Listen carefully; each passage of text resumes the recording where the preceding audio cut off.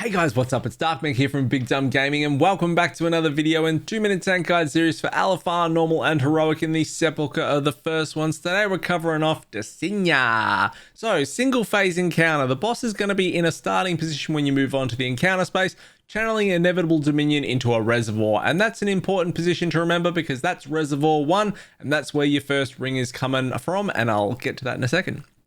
Positioning wise, pull the boss, stay near the center of the room to start with, that's fine. The boss is periodically going to spawn an ad called a Domination Core. Pick these up, tank them under the boss, move towards the edge of the room so pulls can get dropped there by your raid.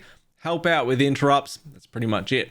Your taunt swap throughout this whole fight is going to be 6 to 8 stacks of infused strikes from Dausegne, so nice and easy. Each time the boss casts, she will lose mana. Now, when she reaches 0 mana, she'll blink over to one of the reservoirs and channel inevitable dominion to regain mana. The order that she's going to do this, 1, 2, 3, 4, can be seen on your screen here. Put markers on, it pays to know where she's going, as that is also the spawn location for your rings. I'll get to that in a second. Rings will spawn from the drained reservoirs. Now, if you remember where the fight started, that was reservoir 1, and as I've shown you on the screen here again, 1, 2, 3, 4. So rings are going to come from 1 when she drains the second reservoir. Rings are going to come from 2 when she drains the third. You get where I'm going here. Now, as the fight progresses, you will obviously be dealing with more rings. Passing through a ring gives you a 5-second debuff. If you pass through a ring while you have that debuff active, you will take 500% increased damage from the subsequent ring, which will probably kill you. So you never want to run through a ring whilst you have a debuff on you. At 0 mana, as I mentioned, she will run over and drain one of these, and a shield will go around the boss for 3% of the boss's max health at the time. Just make sure that you break through the shield ASAP. And then what you're going to do is you're going to move the boss from that reservoir location back over to the far side of position 1. And the reason you're going to do that is because the rings are always going to spawn in the same order, 1, 2, 3, and 4 if you're that far into the fight.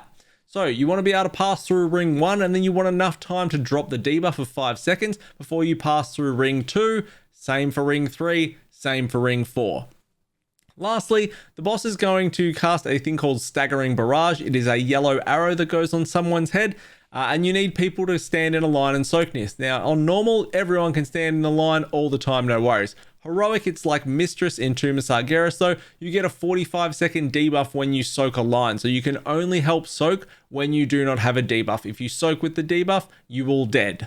Last thing to mention, the boss will cast a giant frontal called Obliteration Arc, and the biggest surprise of all is don't stand in it.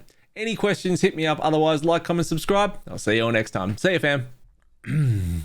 To the marker where you started, basically, where the first inevitable